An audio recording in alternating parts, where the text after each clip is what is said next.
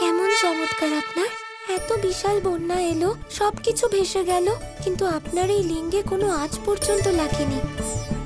মনে হচ্ছে যে আপনার বর্ষণার ভক্ত খুব প্রিয়, তাই আপনি এখান থেকে যাননি। রাধা,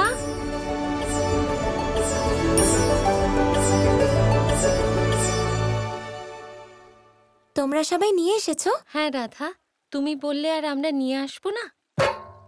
বসো।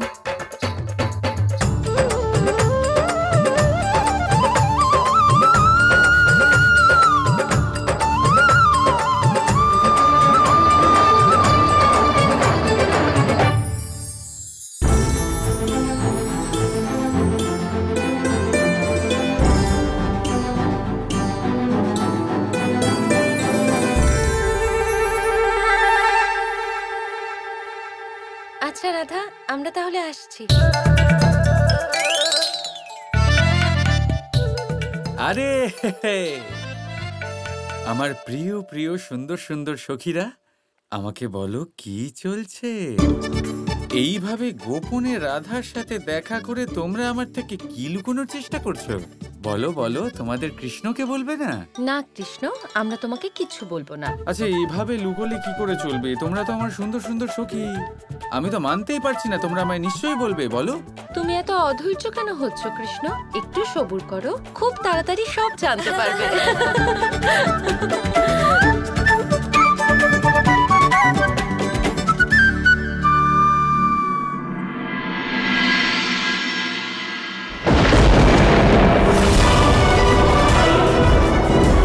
মহাদেব, আপনার এই ভক্ত আপনাকে আহ্বান জানাচ্ছে। দেখা দিন মহাদেব, দেখা দিন।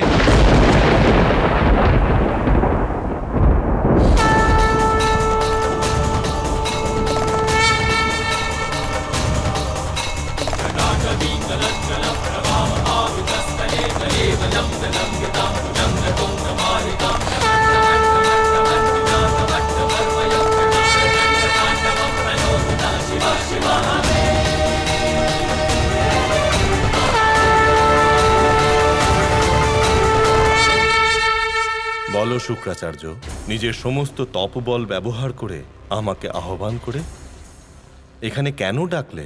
মহাদেব, আমি এমন কিছু করতে চলেছি যেটা অত্যন্ত ভয়ানক, যেটা সংসারে আজকের আগে আর কেউ করেনি। এটার জন্য আমি নিজের আরাধ্য অর্থাৎ আপনার অনুমতি চাই। শুক্রাচার্য, তুমি আমার পরম ভক্ত, তোমার জ্ঞানের কোনো শেষ নেই, তাই যে কোনো কাজ করার আগে তোমার আমার অনুমতির দরকার নেই।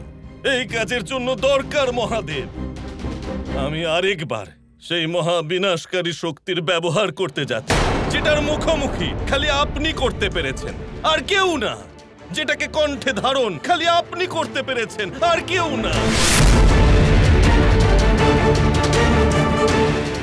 হে মহাদেব, আমি আরো একবার সেই হলাহলকে আবার জাগাতে চাই, তার প্রয়োগ করতে চাই। শুক্রাচার্য,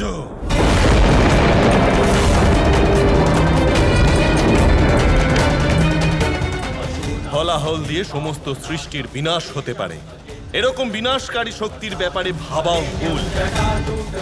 আর এমনিতেও তুমি হলাহল কখনোই পাবে না, কারণ সমস্ত হলাহল আমি আগেই পান করে নিয়েছি।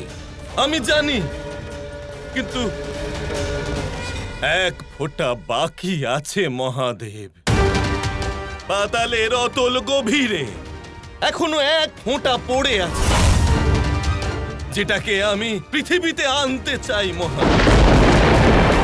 কিন্তু তুমি এরকম সর্বনাশ কাজ কেন করতে চাও শুক্রাচার্য? প্রতিশোধ মহাদেব, প্রতিশোধ। আমি প্রতিশোধের আগুনে পুড়ে যাচ্ছি। যে নারায়ণ আমার মাকে হত্যা করেছে, আমি তাকে শেষ করতে চাই।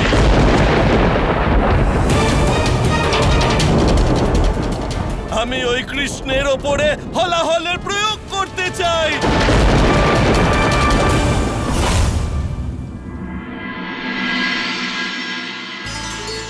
আচ্ছা, এবারে আমার পথ আটকাচ্ছ? এতদিন ধরে এত কথা লুকিয়ে রেখেছো আমার কাছে, আমি তোমার কাছে একটা কথা লুকিয়েছি, তোমার তো ধৈর্য কুলোচ্ছে না। একটা কথা শুনে নাও কৃষ্ণ, তুমি এই কথা তোমার জন্মদিনেই জানতে পারবে, আর ততদিন তোমাকে অপেক্ষা করতে হবে। হাসছো কেন? আমি কই হাসছি? আচ্ছা রাধা, তুমি তো জানো আমি কেমন।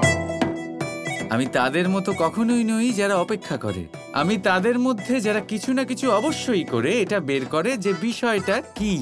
আচ্ছা, হুম, যাও যাও, খোঁজ নাও, দেখি কত কিছু জানতে পারো তুমি। আমার এইটা কেন মনে হচ্ছে যে তুমি নিজে এসে আমাকে সবটা বলবে। আমি? হ্যাঁ। স্বপ্নেও নয়।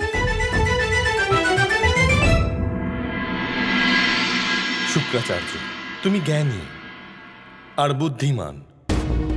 এই কথাটা ভালোভাবেই জানো যে প্রতিশোধের অগ্নি ব্যক্তির বিবেককে অন্ধ করে দেয়, আর প্রতিশোধের আগুনে জ্বলতে থাকা ব্যক্তি সবার আগে নিজেকে শেষ করে দেয়। জগৎপিতা নারায়ণ, শ্রীকৃষ্ণের মহিমাটা বোঝো। তুমি যেটা করার কথা ভাবছো সেটা সর্বনাশ, প্রলয়ের সংকেত। শুক্রাচার্য মহাদেব, নারায়ণের প্রতি আমার প্রতিশোধ আমার লক্ষ্য।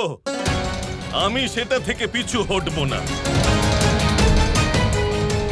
কিন্তু মহাদেব, আপনার কাছে একটা আর্জি আছে যে নারায়ণ আপনার আরাধ্য, তাই আপনি এই কাজের মাঝে আসবেন না, আসবেন না মহাদেব। তুমি যেটা করতে চাও সেটা করো, কিন্তু আমার একটা কথা স্মরণে রেখো তুমি শুক্রাচার্য। কর্ম নির্বাচন তোমারই হাতে, তাই কর্মফল তোমাকেই ভোগ করতে হবে। পরে কিন্তু আমায় দোষ দিও না তুমি।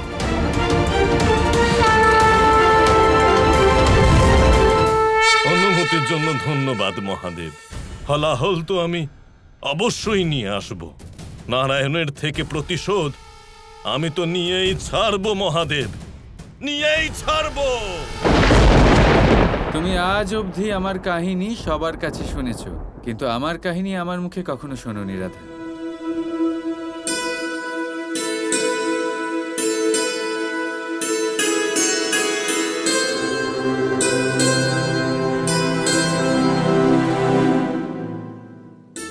তাহলে তুমি কি নিজে আমাকে তোমার কাহিনী বলবে? অবশ্যই বলবো, কেন নয়। কিন্তু আমি তোমায় বিশ্বাস কিভাবে করব? আমার চোখের দিকে তাকাও রাধা, সেখানে তুমি শুধুমাত্র সত্য দেখতে পাবে, আর কিচ্ছু নয়।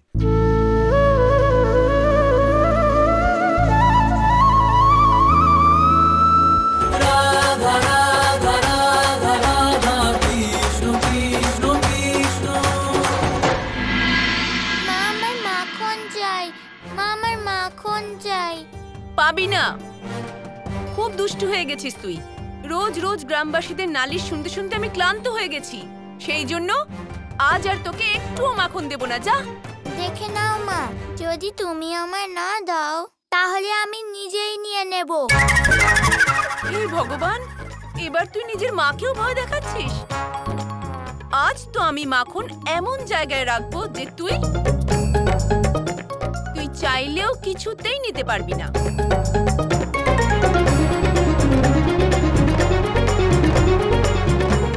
তুই এতটাই ছোট যে আমি যেখানে মাখনটা রেখেছি না, তুই চাইলেও নিতে পারবি না। যা, খা এবার।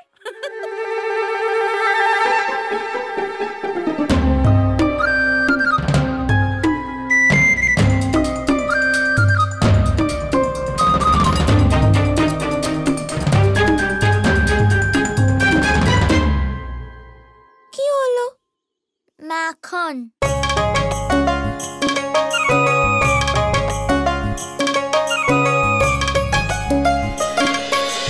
রাধা কৃষ্ণ কৃষ্ণ কৃষ্ণ কৃষ্ণ